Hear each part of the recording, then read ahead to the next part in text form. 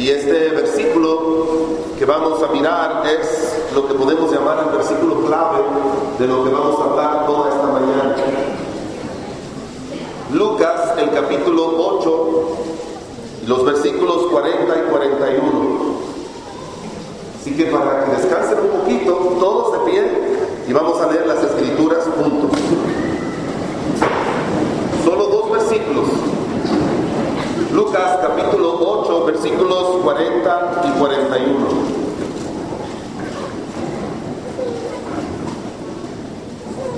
Aquí vamos. Cuando volvió Jesús, le recibió la multitud con gozo, porque todos le esperaban. Entonces vino un varón llamado Jairo, que era el principal de la sinagoga, y postrándose a los pies de Jesús, le rogaba que entrase a su casa. Oremos. Señor bueno y misericordioso, en esta preciosa mañana que tú has congregado a tan gran número de cristianos, de hijos tuyos, de familiares, de niños, de adultos, pastores, misioneros. Gracias, mi Dios, porque recordamos aquellas fiestas solemnes del Antiguo Testamento, donde se reunía el pueblo para recordar algo, la fiesta de la Pascua, la fiesta de los tabernáculos, que tenían un significado para que ellos recordaran cosas de su vida, de lo que tú habías hecho por ellos, Señor. Y en esta hora, Padre bueno, te suplicamos en el nombre de Cristo Jesús, que tú tengas a bien visitarnos de una forma espiritual con tu palabra y con tu Santo Espíritu. Que tus recursos divinos, Señor, estén mitigando las necesidades personales y puntuales de cada uno de nosotros aquí, Señor. Sabemos que, como dijo Cornelio a Pedro, nos hemos reunido aquí para oír todo lo que Dios tiene que decir. Y ruego, mi Dios, que tú ponga en la boca de tu siervo la verdad divina, los textos y su explicación, su ilustración, su aplicación para cada uno de nosotros en el poder de tu Espíritu. Incapaz se declara a tu siervo de decir algo por sí mismo que pueda ayudar, y confiamos plenamente, totalmente en la obra del Espíritu Santo, tu presencia y tu palabra. Bendice a tu pueblo, Señor, y bendícelo en paz. En el nombre de Jesucristo. Amén. Gracias, pueden sentarse.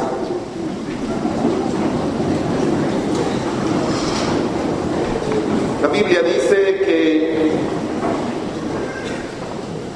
un hombre llamado Jairo, que era el principal de la sinagoga, vino y se postró donde nuestro Señor Jesucristo y le hizo una especial y solemne invitación a nuestro Señor Jesucristo. Él le dijo, le rogaba, dice la Biblia: Cristo, entra a mi casa. Señor, entra a mi casa. Y esta mañana vamos a hablar en primer lugar acerca de ese tema específicamente. Trae a Cristo a tu casa. Trae a Cristo a tu casa. El libro de Lucas, el Evangelio según San Lucas, si usted ya tiene un poquito de conocimiento de lo que se llaman los evangelios sinópticos, o sea, Mateo, Marcos y Lucas, que tienen un mismo enfoque acerca de la persona y la obra y el ministerio de nuestro Señor Jesucristo, el libro de Lucas tiene una énfasis especial en lo que fue el ministerio de nuestro Señor Jesucristo en las casas. No aparece así en Mateo, no aparece ese énfasis en Marcos y mucho menos en Juan. Lucas se concentra mucho en hablar todo lo que el Señor Jesucristo hizo en las casas. Solamente un repasito bien breve. En el libro de Lucas, el capítulo número 4, habla de Pedro trayendo a Cristo a su casa para que él le sanara a su suegra. El capítulo 5 del libro de Lucas aparece nuestro Señor predicando en una casa y dice la Biblia que estaba llena la casa y unos amigos trajeron a un amigo paralítico, pero como no pudieron entrar, abrieron una abertura en el techo de la casa, bajaron al paralítico y nuestro Señor Jesucristo no solamente le puso a caminar, sino que le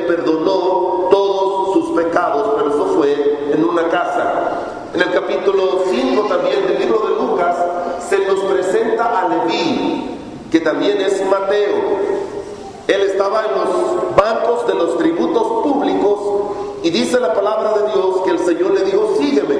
Y cuando Mateo le siguió y dejó todo su trabajo, invitó a nuestro Señor Jesucristo a un banquete a la casa. Y dice la Biblia que los fariseos y saduceos lo criticaban porque había posado a comer con pecadores, como eran los cobradores de impuestos. Pero allí estaba el Señor tratando de guiar la salvación a personas en la casa. También se nos menciona en el libro de Lucas, el capítulo 7, una historia que todos conocemos y que el Señor Jesucristo exaltaba la fe que tenía este hombre. Un centurión tenía a su siervo enfermo y mandó a decirle a nuestro Señor Jesucristo a través de los ancianos de la ciudad que por favor viniera a su casa para que sanara a su siervo que estaba enfermo. Y el Señor Jesucristo atendió ese llamado porque al Señor les fascinaba trabajar en las casas. Y cuando él iba, el centurión le mandó a decir, Señor, yo no soy digno de que, recuerdan esa historia, no soy digno de que tú poses en mi casa, di la palabra y mi siervo será sano. Y dice la Biblia que el Señor dijo, no he encontrado en todo Israel una fe como esta. Y dice la palabra de Dios que en aquella misma hora el siervo fue sano. Eso es un ejemplo de lo que encontramos en Cristo. En capítulo 10 del libro de Lucas encontramos al Señor mandando a 70 a que fueran a predicar la palabra de Dios. Y le dice, entren en las casas. Entren en las casas. Y si la casa fuera digna, entonces la paz mía se volverá a esta casa. Y si no fuera digna, sacudan los pies del polvo de los pies, porque el juicio será más grande que para aquellas ciudades. Y estos son algunos ejemplos para que usted entienda que todo eso lo encontramos, un detalle en el libro de Lucas. La casa era el centro de operaciones más importante de nuestro Señor Jesucristo. Un estudio detallado de todos los evangelios, usted se va a asombrar de que aunque Cristo predicó ese gran sermón del monte allá en un lugar muy hermoso, tranquilo, espacioso, precioso, y muchas personas oyeron el evangelio o el sermón del monte de los olivos, aquel sermón profético, el Señor siempre estaba en casa. La última semana de nuestro Señor Jesucristo, después de su entrada triunfal, el domingo de Ramos, que entró y los niños decían, Hosanna, Hosanna, Él se pasó esa semana yendo y viniendo a Jerusalén y se quedó en la casa de María, Marta y Lázaro en Betania esa semana entera. Al Señor le fascinaba obrar en las casas.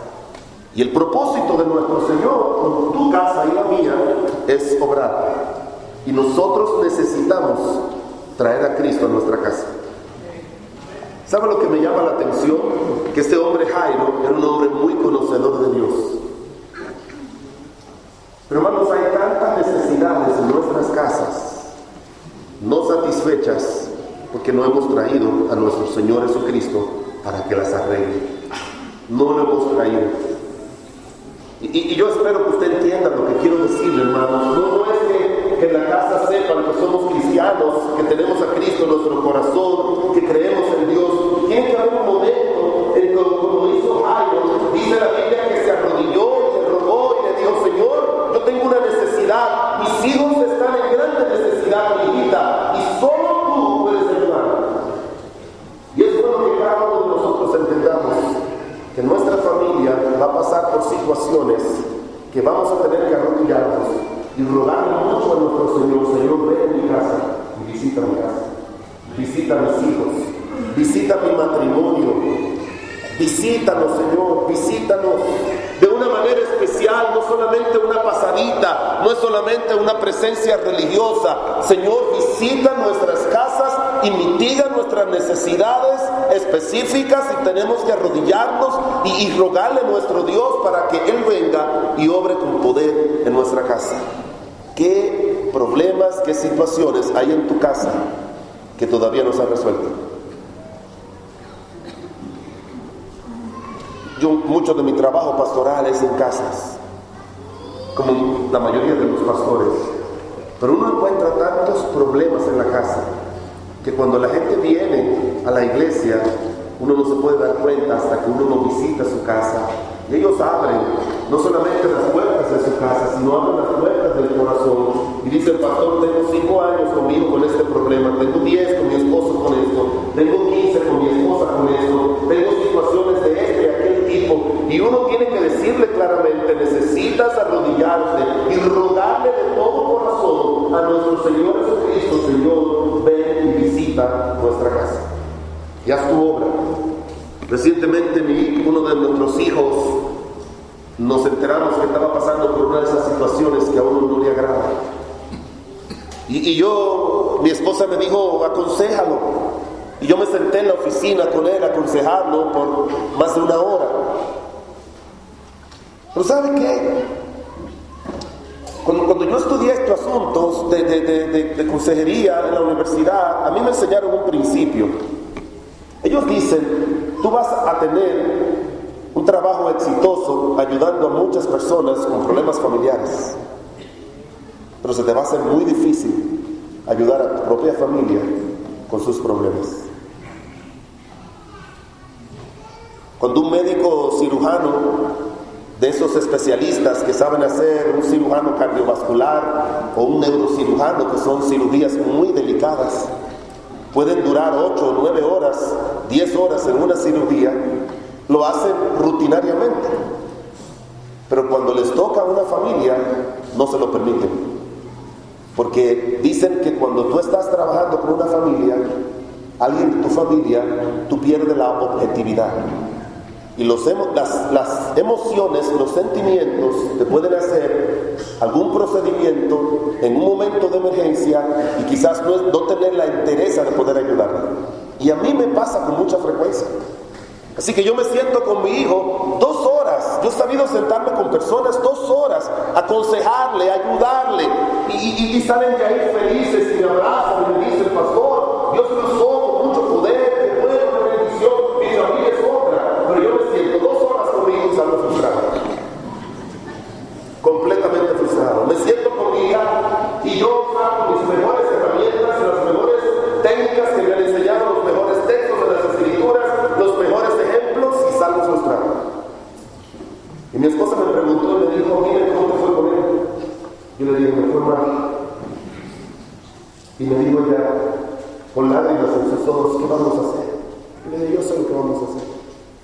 Le dije, mira, a partir de hoy, todas las noches, por 40 días, como menciona la Biblia, nos vamos a arrodillar tú y yo, agarrados de manos, a orar por nuestro hijo.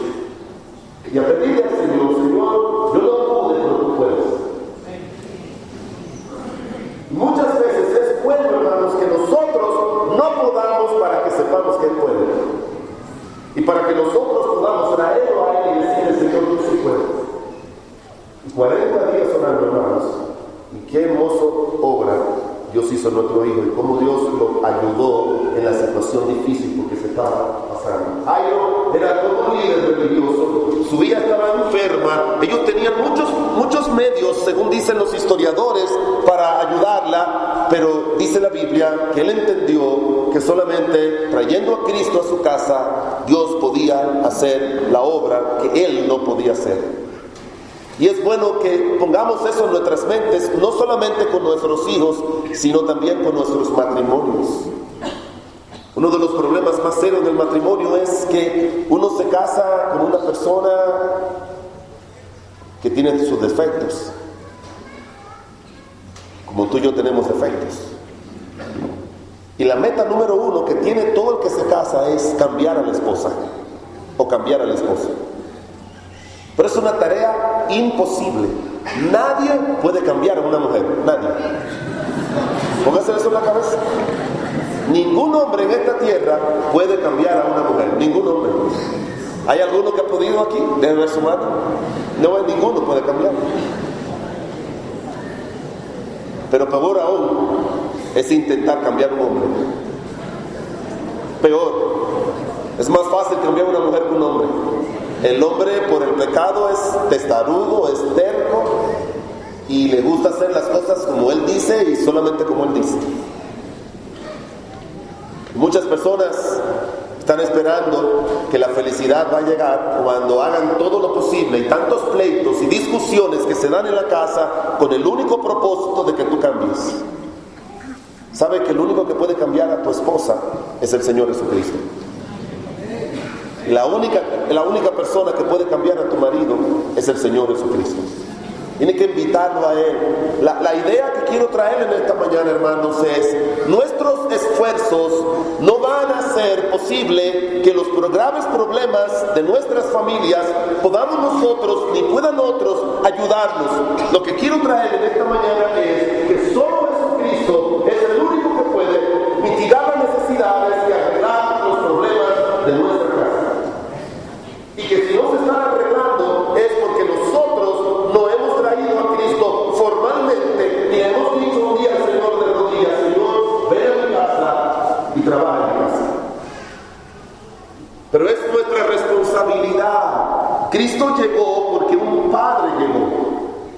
Y es nuestra responsabilidad como padres, como esposos, traer a Cristo para que Cristo obre en nuestra casa. Quiero mirar algunas cositas que nosotros necesitamos traer a Cristo para nuestra casa. Lucas, el capítulo 19, miren conmigo por favor. Lucas 19, versículos 1 al 10. Lucas 19 y versículos del 1 al 10.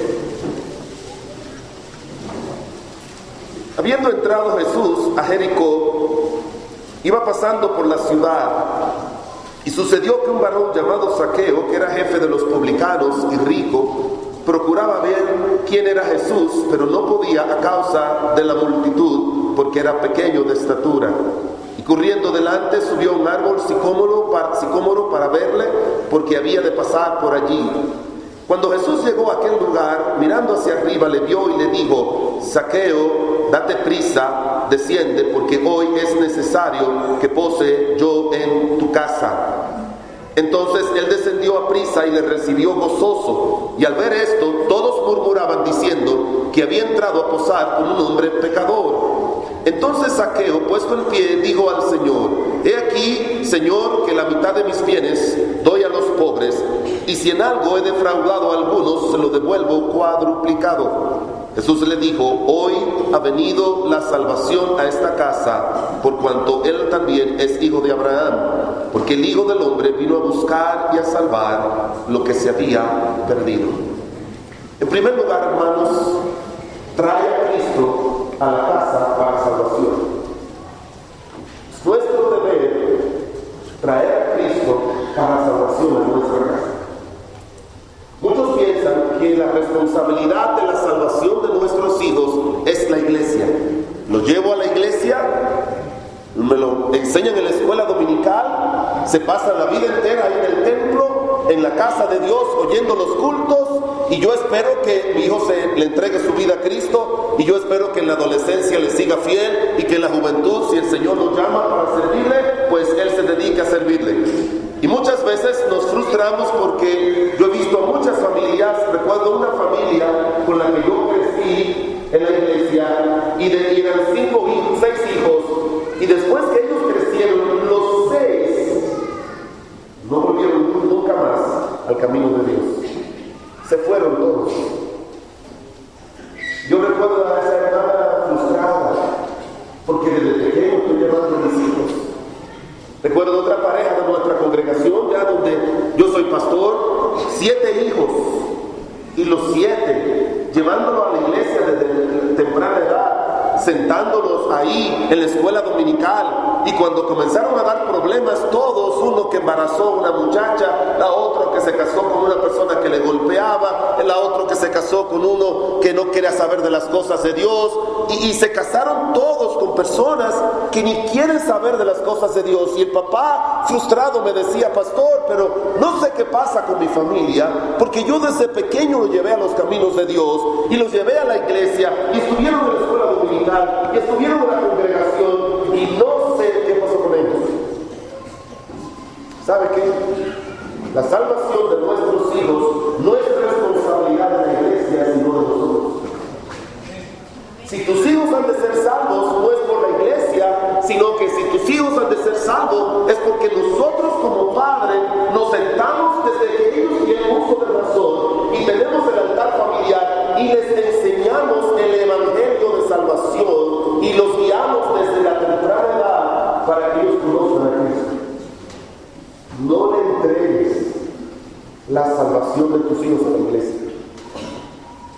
Si tu hijo recibe a Cristo en la iglesia, amén, gloria a Dios.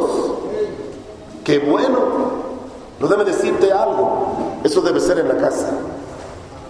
Eso debe ser en el hogar. Los padres tienen que sentarse y darle el evangelio y decirle al Señor todos los días en oración: Señor, trae convicción a mi hijo para salvación, trae convicción a mis hijos para salvación, guíalos a Cristo, ayúdame a guiarlos a Cristo, dame el privilegio, Señor, de mostrarle el evangelio y que ellos puedan entender que son pecadores y que solamente nuestro Señor Jesucristo puede salvar y transformar su vida, y que acepten a Cristo como su Señor y Salvador. Esta debe ser una oración permanente de nosotros y un trabajo permanente con nuestros hijos. Y olvídese de la escuela dominical y olvídese de los cultos de la iglesia, que ellos nos van a ayudar, van a reforzar. La iglesia está para reforzar el trabajo que nosotros hagamos en la casa. La iglesia está para reforzarlo.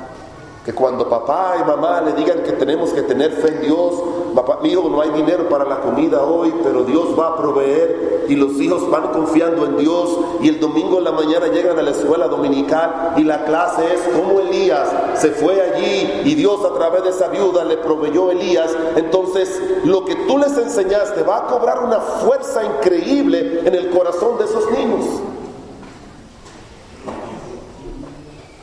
La palabra de Dios menciona de un joven muy famoso en las Escrituras llamado Timoteo. Todos hemos oído hablar de Timoteo.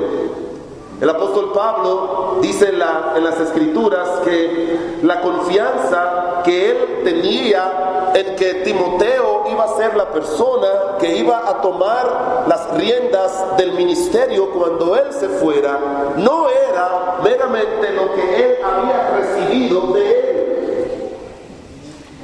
Encontramos algunos elementos allí, por ejemplo, en 2 de Timoteo, capítulo 3, versículo 10, el apóstol Pablo le dice: tú has seguido mi doctrina, mi conducta, mi ejemplo.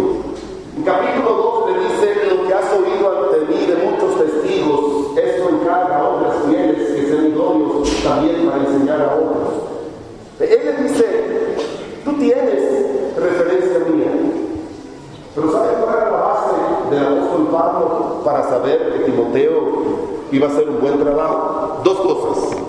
Número uno, en 2 de Timoteo, capítulo 3, versículo 14, el apóstol Pablo le dice: y desde la niñez, ¿lo saben ese versículo? ¿Lo pueden repetir conmigo? Aquí vamos. Que desde la niñez has sabido las sagradas escrituras, las cuales te pueden hacer sabios para la salvación que es por la fe en Cristo Jesús. Su confianza era que este muchacho, que no se convirtió bajo su ministerio, era que él había recibido desde la niñez las sagradas escrituras que le habían hecho sabio para la salvación de Jesucristo. ¿Y de quién la había recibido?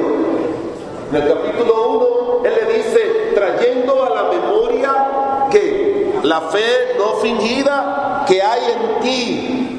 ¿Y por qué él estaba seguro que en Timoteo había una fe que no era fingida? Porque él dice: la cual habitó primero en tu madre, en tu abuela Lola, y en tu madre dice, y estoy seguro que en ti también. La seguridad que el apóstol tenía era lo que Timoteo había recibido de su madre, de su abuela, y no lo que había recibido de él. He tenido muchos pastores misioneros. Yo nací con un misionero. El hermano Vernon Weber llevó a mi mamá al hospital para que yo naciera. 19 años fue mi pastor. Viven en Ohio y tenemos una relación maravillosa. Siempre los visito cuando estoy en Estados Unidos. Luego tuve un pastor, cuando él se fue, un pastor nacional, y he tenido muchos siervos de Dios que Dios ha puesto en mi camino para que me ayuden. Pero yo le aseguro que todo lo que ha pasado en mi vida, yo se lo debo a mi querida y amada madre. Sí recuerdo, hermanos, como ahora, cierro mis ojos y recuerdo una mañana la escuela dominical, hicieron la invitación que quien quería ser salvo. 6 años yo tenía. Y yo recuerdo como ahora que oré para recibir a Cristo. Comencé a crecer en la iglesia, nunca he estado fuera de la iglesia iglesia bautista, la primera iglesia bautista de Santo Domingo, la primera que fue fundada en el año 1953 fue fundada. Y mi mamá era prácticamente de las fundadoras de esa iglesia. Pero yo recuerdo la edad turbulenta de la adolescencia.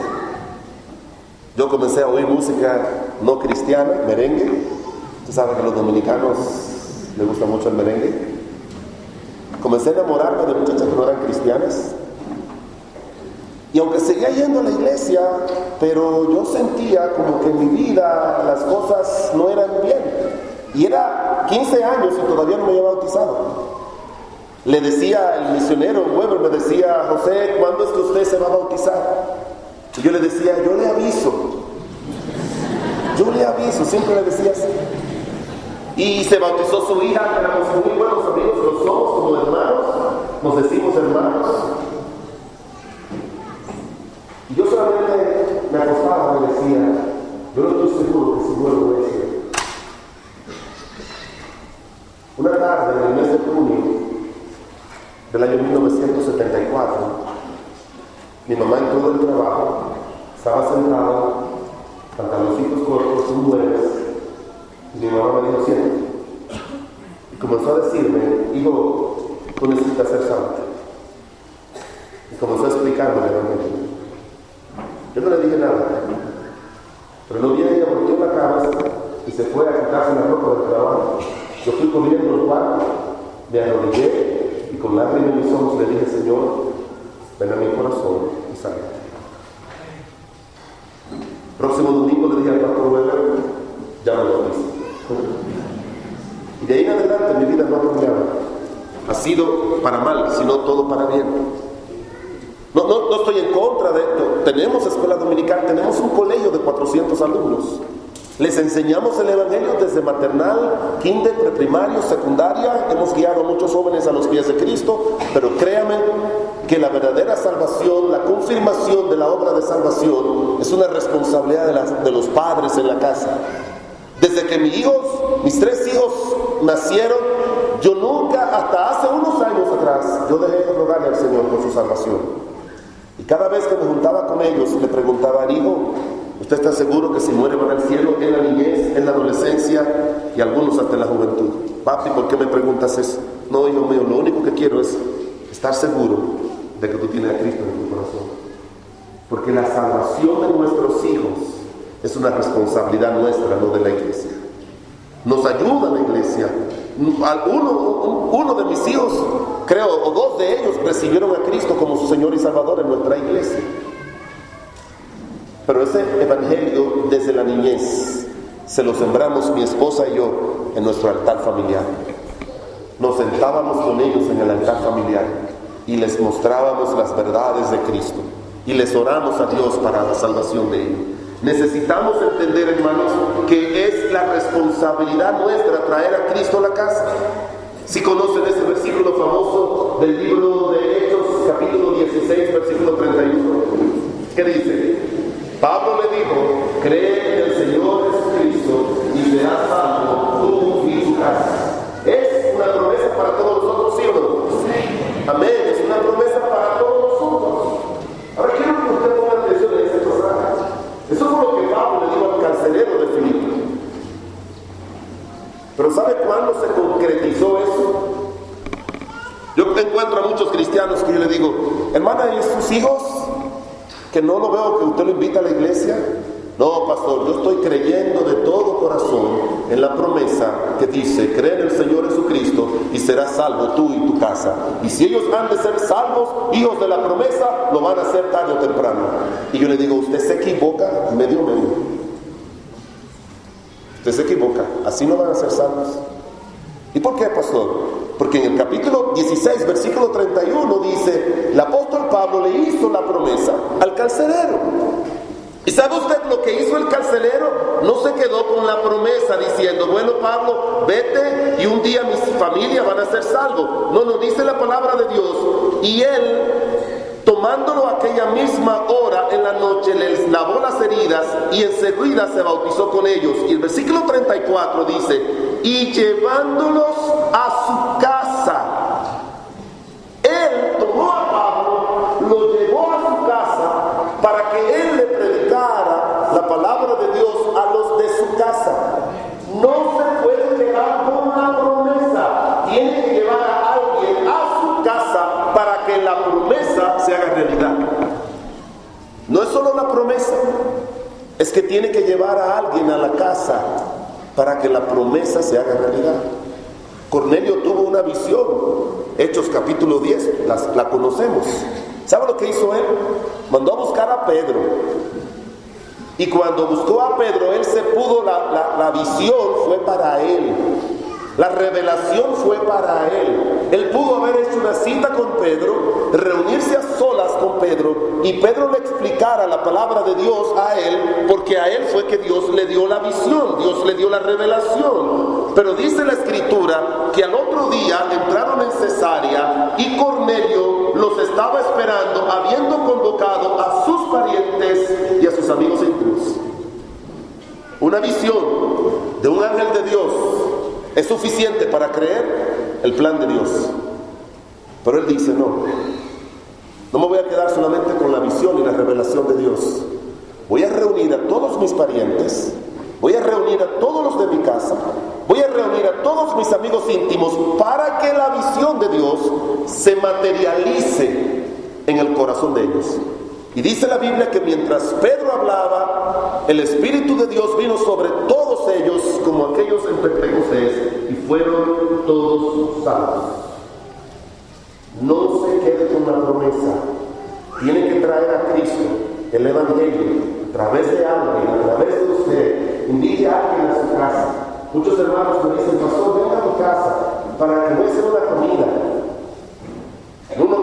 Y los hermanos hacen muchas comidas. A veces vienen esas familias que no les gusta ir a la iglesia, y ellos dicen, pastor, vamos a buscar una manera de que usted vaya, vamos a hacer una comida. Sí, vamos a hacer una comida. Y me invitan a la comida, reúnen toda la familia. Y siempre que la gente dice, viene el pastor, pues todo el mundo se arregla bien, y aquí llegó el pastor. Y yo me siento con ellos y me dicen, pastor, me hace señas por allá la hermana de la cocina. Nos sentamos en la sala, y bueno, esperen un momentito que la comida no está. Y entonces la hermana se va, y cuando está en la puerta, se saca la puerta y me dice, ahora, pastor, ahora. Y entonces yo me siento ahí, le abro la Biblia y comienzo a darle el Evangelio. Algunos ponen mala cara, algunos miran para acá, pero ahí están, oyendo la palabra, recibiendo el Evangelio, y qué gozo. Un día muchos de ellos han llegado a los pies de Cristo. Me tocó ir a una casa, y entonces no fue con ese propósito. Me dijeron solamente, pastor, quiero que usted venga para que coma con nosotros. Ahora, pastor, mire, mi familia no quiere que le hable al Señor. No quiere que le hable al Señor.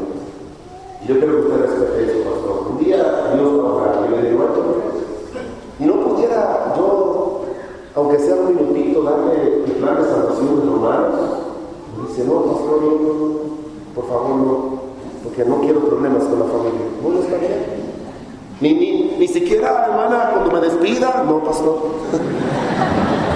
Y yo le dije, ay, Señor, ¿qué hago? ¿Qué hago, Señor? Yo tengo que llevar el Evangelio. Y ya me vino una idea a la cabeza. Así que cuando llegó la comida, todo el mundo estaba sentado, los veía contentos, porque quizás ellos pensaban que era una trampa para predicarles. Y yo le dijo, pastor, las hermanas me dijo, pastor, ore por los alimentos. Y yo oré, le dije, Señor, te doy gracias por estos alimentos que tú has provisto. Tú eres el creador de todo lo que está en la naturaleza. Y tú mandaste a tu Hijo Jesucristo a morir por nosotros en la cruz del Calvario. Porque la Biblia dice en Romanos 3:23, por cuanto todos pecaron y están destituidos de la gloria de Dios. Y en tu palabra también tú dices, Señor, por cuanto todos pecaron y el pecado entró al mundo por un hombre, y así pasó a todos los hombres por el pecado la muerte. Y en tu palabra tú dices, Señor, que todo aquel que confiesa a Cristo como su Salvador será salvo. Señor, obra con poder. Y así le di el mensaje de salvación. ¿Entiendes? Y cuando abrieron los ojos me miraron todos y yo dije, amén. No,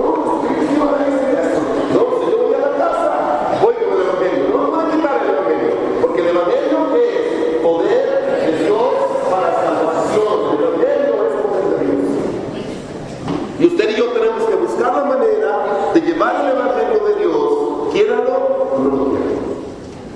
Pero es nuestro deber y agradezco a esos hermanos que hagan eso. En primer lugar, traer a Cristo a la casa es para traer la salvación a la casa. En segundo lugar, mire otra vez conmigo el libro de Lucas, el capítulo número 8. Otra vez Lucas, el capítulo número 8.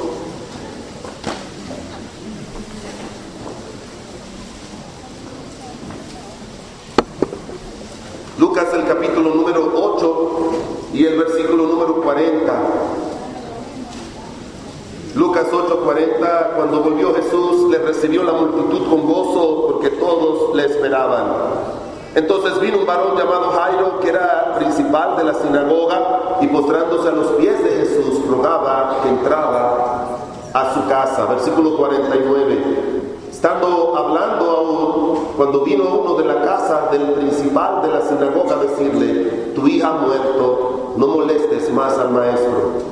Oyéndolo Jesús le respondió: no temas, cree solamente y serás salva. Entrando en la casa, no dejó entrar a nadie consigo, sino a Pedro, a Jacobo, a Juan y al padre y a la madre de la niña. Y lloraban todos y hacían lamentación por ella, pero él le dijo: no lloréis, no está muerta, sino duerme. Y se burlaban de él, sabiendo que estaba muerta. Mas él, tomándola en la mano, clamó diciendo: muchacha, levántate.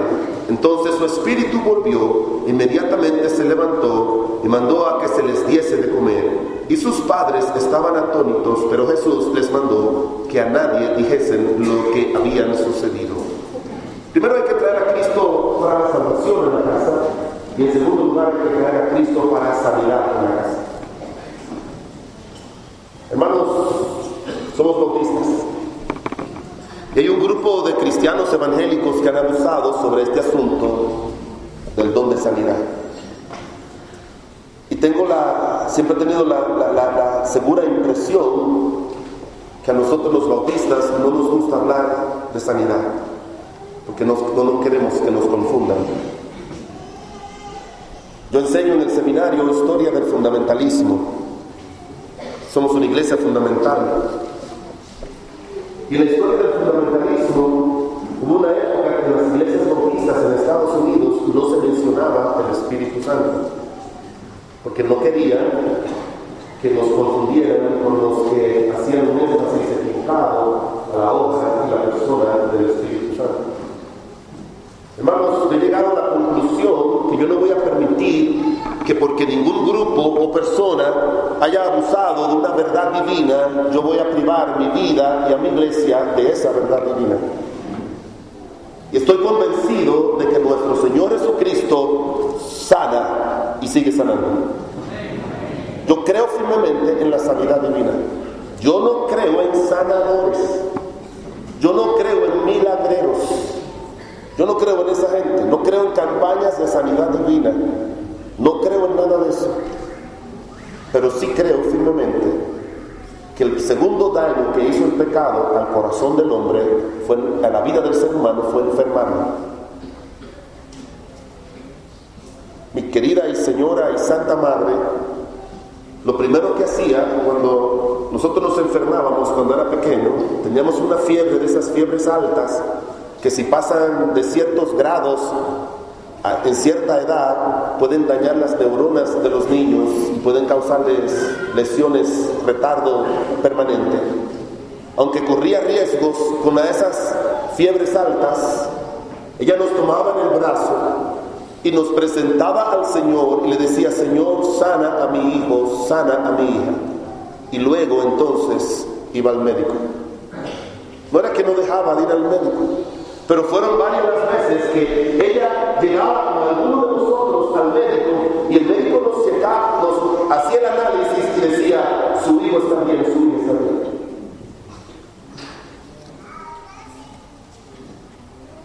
El día pasado nosotros hicimos un culto en nuestra iglesia de sanidad. No un culto, perdón, un culto.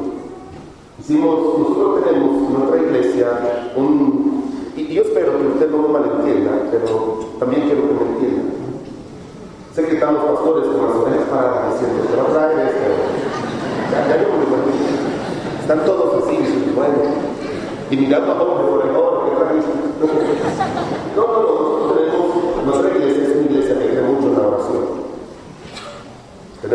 varios servicios de la oración durante la semana, formales e informales. Un día al mes, el primer sábado de cada mes, nosotros tenemos una mañana de ayuno y oración. Y esa mañana de ayuno y oración nosotros nos dedicamos a orar con la necesidad de la iglesia y con la necesidad de los hermanos. Creemos en la oración, creemos en el ayuno. Creemos en afligir nuestra alma para decirle a Dios: Señor, bendícenos, ayúdanos, fortalécenos y guíanos. Y en ese tiempo teníamos 7 hermanos de la iglesia, entre jóvenes y adultos, 8 hermanos de la iglesia, entre jóvenes y adultos, con cáncer y con otras enfermedades así. Yo le dije a los hermanos: ¿sabes lo que vamos a hacer? El próximo jueves, sábado, que es nuestro tiempo normal de ayuno y oración, todos los hermanos que estén con enfermedades y que quieren que oremos por ellos al Señor, ven. Tuvimos nuestro tiempo de oración normal y después ya al final los hermanos hicieron una fila. Yo abrí la Biblia, lo que dice en Santiago capítulo 5, que dice: ¿está alguno de vosotros enfermos? Llame a los ancianos de la iglesia y oren por él, y la oración de fe sanará al enfermo, y si hubiera cometido pecado, le serán perdonados. Y le pedí a 6 hermanos ancianos de la iglesia, los subimos en el púlpito, y venían los hermanos con sus problemas de salud, poníamos las manos en la cabeza y orábamos para que Dios, en su gracia y misericordia, en su voluntad y en su tiempo, hiciera una obra de sanidad. No creemos como esos que le dicen a Dios: Señor, tú tienes que sanarlo, ahora. Dios sabe cuándo sanar y a quién sanar y para qué sanar. Dios sabe. Y oramos al Señor. Y ahí estamos, hermanos. Esos hermanos siguen en sus procesos de quimioterapia. Algunos han recibido radioterapia. Pero estamos orando para que Dios complete un milagro en la vida de algunos de ellos. Usted y yo necesitamos recordar lo que dice el Salmo número 103. ¿Recuerdan el Salmo 103? Bendice, alma mía, Jehová, y bendiga todo mi ser su santo nombre. Bendice, alma mía, Jehová, y no olvides ninguno de sus beneficios. Ahora comienza a enumerarlo. Número 1, Él es quien perdona todas tus iniquidades. Número 2, es quien sana todas tus dolencias. Él es 3, el que rescata del hoyo tu vida. Número 4, Él es que te corona de favores y misericordia. Número 5, Él es que sacia de bien tu alma. Número 6, de modo que te rejuvenezca como la luz. Los beneficios de Dios, hermanos, son para nosotros los cristianos, no importa lo que otros hayan hecho con esos grandes beneficios. Y uno de ellos, el segundo, es que Él sana todas nuestras dolencias. Él sana nuestras dolencias. La Biblia menciona de un rey, para que usted vea, Dios no está en contra de médicos, Dios está a favor de médicos, yo estoy a favor de médicos. Pero nota este ejemplo que nos da la palabra de Dios de un rey, uno de los reyes de la nación de Israel. Solo quiero leérselo rapidito lo que pasó con este rey. Dice la palabra de Dios lo siguiente sobre este rey Asa, uno de los descendientes de David, de los hijos de David. Dice en el segundo libro de Crónicas 16:12: en el año 39 de su reinado, Asa enfermó gravemente de los pies, y en su enfermedad no buscó a Jehová, sino a los médicos. ¿Se oyó eso? Este hombre se enfermó gravemente, dice la palabra de Dios, gravemente de los pies, y en su enfermedad no buscó a Jehová, sino a los médicos. ¿Saben lo que está enseñando el Señor? No es que los médicos no son un recurso que Dios nos ha dado para nuestro bien, pero el primer recurso que Dios nos ha dado es Él.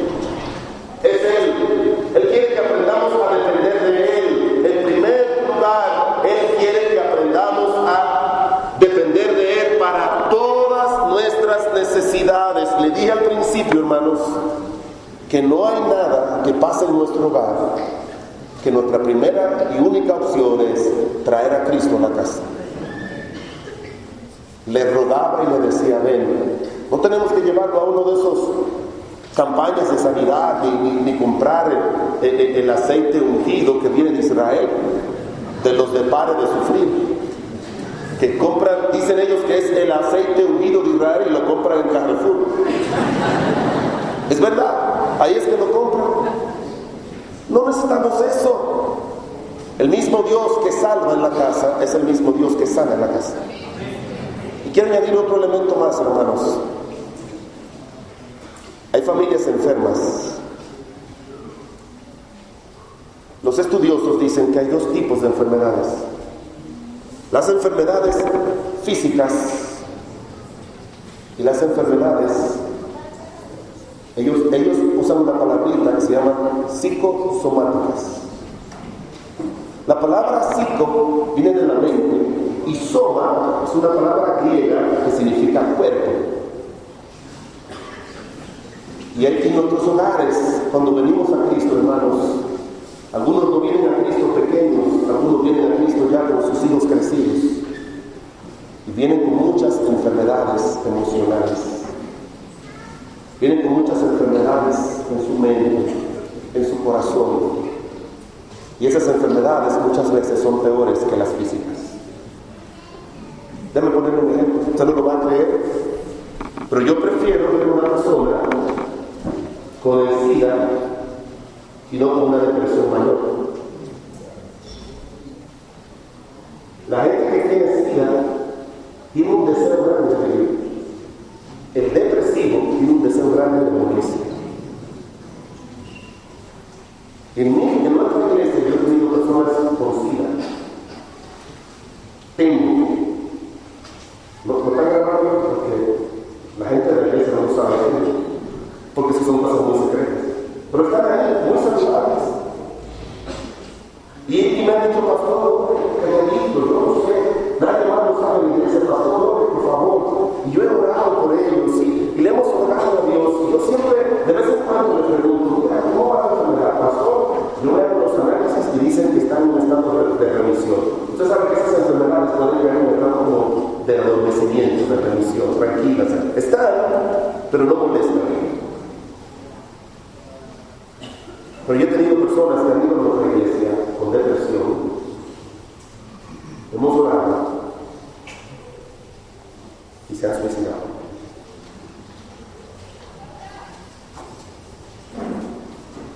A veces creemos que las enfermedades físicas son las únicas.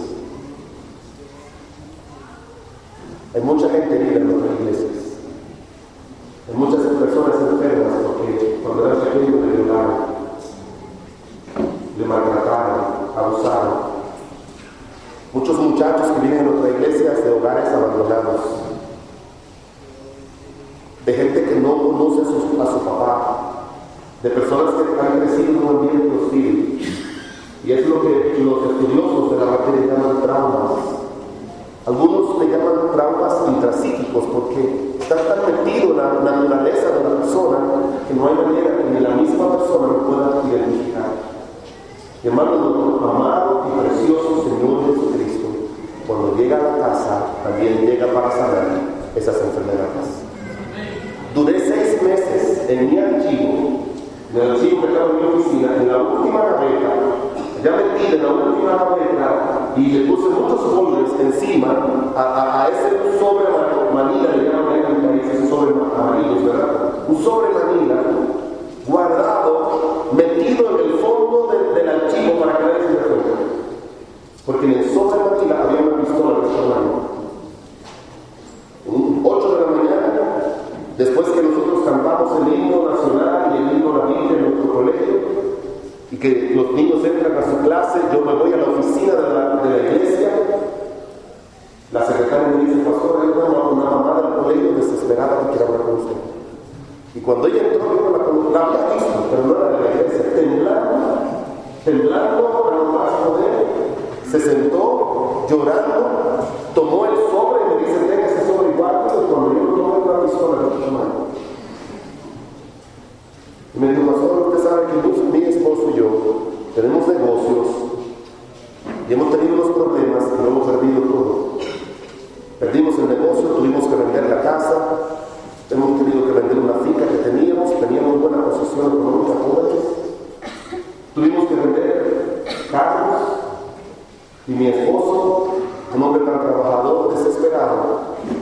Un día yo estábamos acostados, él no dormía, él no comía, y un día a las 3 de la mañana se levantó para ir al baño. Yo esperé que viniera, pasaron 5 o 10 minutos, y cuando me di cuenta que no había venido, fui corriendo al baño y lo encontré con la boca abierta y la pistola en la boca para darse un tiro. Yo pude empujarlo hacia la bañera, cayó él por allá, un hombre un poco grueso. La pistola cayó por un lado y yo lo agarré, guardé la pistola y comencé a hablarle: ¿qué tú vas a hacer, nuestros hijos? Todavía tenemos esperanza, y desesperado, yo no quiero la vida. Y pasó, me dijo: ayúdanos, por favor, ayúdanos. Yo le dije: dame decir una cosa, yo no te puedo ayudar. No conozco a alguien que te pueda ayudar. Cristo te puede ayudar. Y comenzamos a ir a su casa, comenzamos a visitarlo, a invitarlo a la iglesia, comenzamos a darle el evangelio, comenzamos a darle el plan de salvación, comenzamos a hablar de Cristo. Y un domingo en la mañana, este hombre levantó su mano y le dijo a Cristo: ven a mi corazón. Su esposa no lo quería creer y ella esperó un par de meses hasta que ella tuvo su vida. Y ahora ha pasado como 6 años de eso, hermano, y eso es una de las familias más hermosas de la iglesia. Después que lo habían perdido todo, hace un par de años me invitaron a su casa para inaugurar su nueva casa. Una mansión de cerca de $1 millón. Preciosa y hermosa, un negocio floreciente. ¿Cree usted que el Señor nos sana? El Señor sana. Una vez que llega la salvación, el próximo paso es el sanar todo eso. Dice la palabra de Dios en el libro de Job, capítulo número 13, versículo 11 al 19: si tú dispusieres tu corazón y extendieres a él tus manos, y no consintiere que en tu casa more la iniquidad, entonces levantarás tu rostro limpio de mancha, serás fuerte y nada temerás. Y olvidarás tus miserias, dice la Biblia, como aguas que pasaron. La vida te será más clara porque hay esperanza. Dormirás y estarás seguro, y muchos suplicarán tu favor. Para mí el pasaje más lindo que hay en toda la Biblia es Job, capítulo 11, del 13 al 19. Porque habla como el Señor restaura vida. La sanidad es restaurar los daños físicos, mentales, emocionales que el pecado ha causado por su paso en nuestras vidas. Cualquier daño en cualquier área de nuestro ser donde ha pasado el pecado y nos ha enfermado y nos ha dañado, cuando Cristo viene, como Él dice en la Biblia, que por su llaga fuimos nosotros curados. La hija de Jairo no hubo tiempo para que el Señor la sanara, porque el Señor llegó un poquito tarde. Y llegó tarde, ¿por qué? Porque mientras iba a la casa de Jairo, se encontró con una señora que tenía 12 años con un flujo de sangre, ¿sí recuerdan?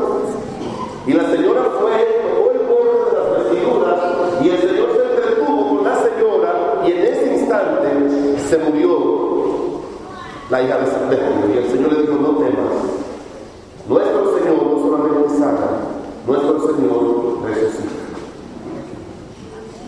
Como hizo con este Señor, yo puedo contar historia tras historia de gente como Dios ha obrado con su poder.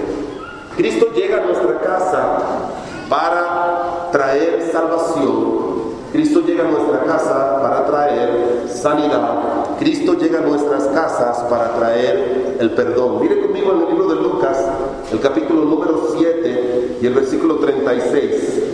Lucas capítulo 7 y el versículo número 36. Uno de los fariseos rogó a Jesús que comiese con él. Y habiendo entrado en casa del fariseo, se sentó a la mesa. Entonces una mujer de la ciudad, que era pecadora, al saber que Jesús estaba en la mesa en casa del fariseo, trajo un frasco de alabastro con perfume, y estando sentado con él a sus pies, llorando, comenzó a regar con lágrimas sus pies, y los enjugaba con sus cabellos, y besaba sus pies, y los ungía con el perfume. Cuando vio eso, el fariseo que le había convidado dijo para sí: si fuera profeta, conocería quién y qué clase de mujer es la que le toca y que es pecadora. Entonces respondió Jesús y le dijo: Simón, una cosa tengo que decirte. Y él le dijo: di, maestro. Un acreedor tenía 2 deudores. El uno le debía 500 denarios y el otro 50. Y no teniendo ellos con qué pagar, perdonó a ambos. Di pues, ¿cuál de ellos le amará más? Respondió Simón y le dijo: pienso que aquel a quien perdonó más.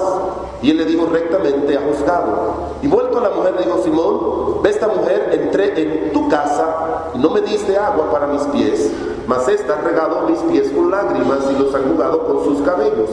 No me diste beso, mas esta, desde que entré, no ha cesado de besar mis pies.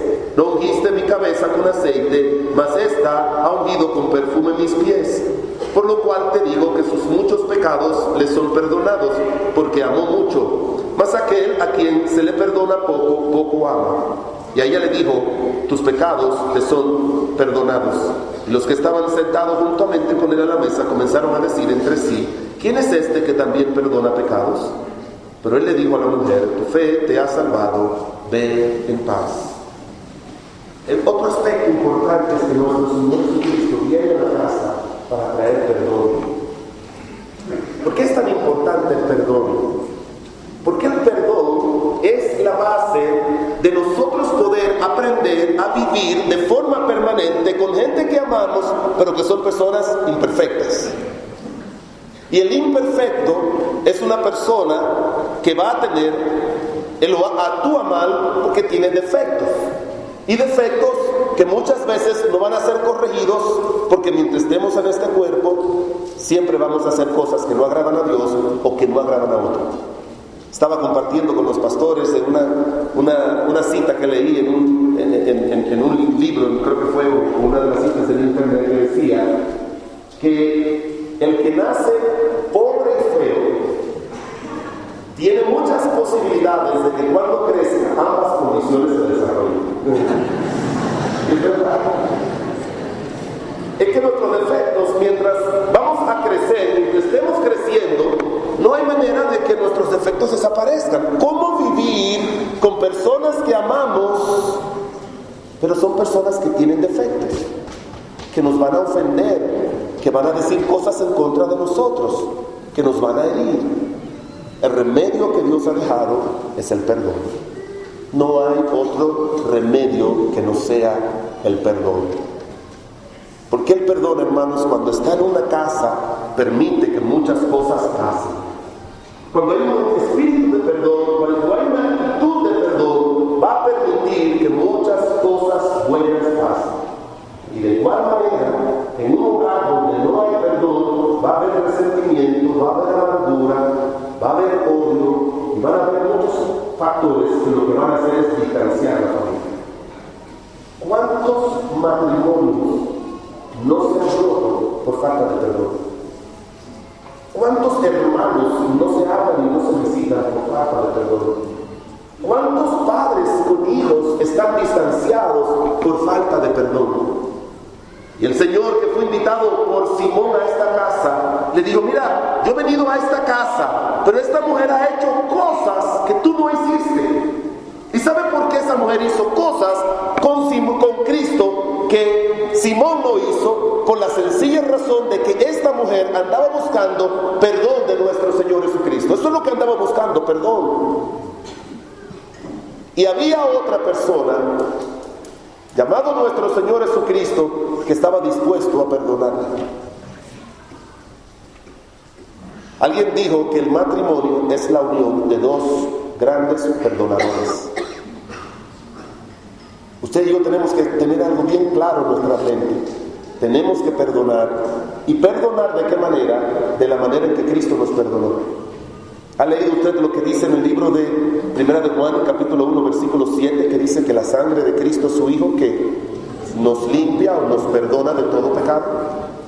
Ese verbo en el idioma original está en un tiempo que significa presente continuo, o sea que nos perdona hoy y siempre. Esa es la garantía. Cuando el Señor nos perdona, se une con nosotros y perdona nuestros pecados, nos asegura, nos garantiza de que siempre Él va a perdonar nuestros pecados, siempre. Y Pedro le preguntó a Cristo: Señor, ¿cuántas veces he de perdonar a mi hermano que peca contra mí? Y Pedro, pensando que estaba diciendo un número grande, dijo: ¿hasta 7 veces al día? Y el Señor le dijo: no 7 veces al día, sino 70 veces 7. El perdón debe ser algo permanente. La Biblia dice: no se ponga el sol sobre nuestro enojo. Hay esposos que duran semanas enojados, peleados, duran semanas así, días así. ¿Se imagina eso? Que uno duerme con el hijo, se van a dormir con el hijo, se van a dormir con la hija, y eso traumatiza a los hijos porque cuando ven, y son hipócritas también, porque van y le dicen: ay, mijito, quiero dormir contigo para que no te dé miedo, cuando es mentira. Y el hijo, se creen que los hijos son tontos, y los hijos saben que estaban discutiendo o peleando con papá. Y aprenden ellos esa mala costumbre, que si tengo problemas con mi esposa mañana, no voy a dormir con el hijo. No, dice la palabra de Dios que la presencia de un verdadero amor se evidencia por el perdón. Primera de Pedro, capítulo 4, versículo número 8, dice que el amor cubrirá multitudes de pecados. Proverbios 10:12 dice que el amor cubrirá multitudes de faltas. La presencia de un verdadero amor se evidencia con un continuo perdón. Llegué a esta casa y esta mujer, dice la Biblia, me ha besado. Esta mujer me ha estado besando desde que llegó. Cuando hay perdón, hermanos, hay cariño, hay afecto. No es cierto que cuando usted está molesta con su esposo se va y ni siquiera le dice: adiós, mi amor, y le da el beso famoso de despedida. Y lo hace a propósito para que él sepa que tú estás molesta con él. Pero la palabra de Dios dice: nuestro Señor Jesucristo llega a la casa con un solo propósito, en la casa de Simón, otra vez en el libro del Lucas. Todo lo que esta mujer ha hecho es porque ha tenido un espíritu y un corazón de perdón. Y eso es exactamente lo que nosotros necesitamos. No necesitamos otra cosa que tener siempre para nuestras esposas y esposos un espíritu, y nuestros hijos un espíritu de perdón. Dice la Biblia lo siguiente: y será para mí especial tesoro, ha dicho Jehová de los ejércitos, en el día que yo actúe y los perdonaré. Dice en el último libro de la Biblia, en Malaquías, dice: y yo los perdonaré. Hablando de la nación de Israel, que era una nación que había dejado a Dios y que no había buscado ni siquiera el perdón de Dios, pero Dios le dice a la nación de Israel: yo los voy a perdonar. Pero mire la comparación que hace en Malaquías 3:17, mire la comparación que hace. Dice: y yo los perdonaré como el hombre perdona a su hijo. Es que debe ser algo normal y natural que siempre perdonemos a nuestros hijos, a nuestras madres, a nuestros padres, a nuestras esposas, a nuestros seres amados. Siempre debe ser así. En una ocasión leí un joven que se había ido de la casa, había hecho muchas cosas malas, una historia parecida a la del hijo pródigo, y tantas cosas malas que había hecho en una casa, que se fue a otra ciudad, y un día arrepentido, pues él decidió regresar a la casa de su padre, pero temía de que su padre le perdonara. Y le escribió una carta y le dijo: papá, estoy muy arrepentido por el daño que le he hecho a la familia. Me duele en el corazón las palabras que dije contra mamá y contra ti y contra mis hermanos. Tomé dinero de ustedes, le causé muchas heridas y dolores, pero papá, llegó la hora de que necesito que me perdone. Sé que tú eres un hombre duro, sé sé que eres un hombre recto, no estoy seguro que me perdones, y si no me perdonas, papá, tienes toda la razón. Y le digo, papá, no quiero arriesgarme, pero tú sabes que frente a nuestra casa pasa el tren. Y lo que quiero es que a tal hora, el tren de las 11, que llega a la estación a las 11 menos 15 está pasando por el frente de nuestra casa. Solo te pido que cuando yo pase por la puerta, tú pongas un pañuelito blanco en señal de que me perdones. Y él tomó el tren con sus pocas pertenencias y tomó el viaje para regresar a la casa. Y cuando iba cerca, pensando lo recto y fuerte que era papá, a su compañero que iba al lado le contó un poquito la historia y le dice, solo quiero que te fijes si hay un pañuelito blanco en la puerta, que es la señal de ir a mi papá para que me perdone. Y cuando ya el tren se aproximaba frente a la casa, él cerró los ojos y le dijo al compañero, solamente observa. Lo cerró hasta que el tren pasó por la casa y ya no se podía ver la casa. Abrió los ojos, le dijo al compañero, ¿viste un pañuelito blanco en la puerta? Y le dijo, no. El muchacho bajó la cabeza, comenzó a llorar. El compañero le dijo, lo que vi fue en todos los árboles, muchos sábanas blancas.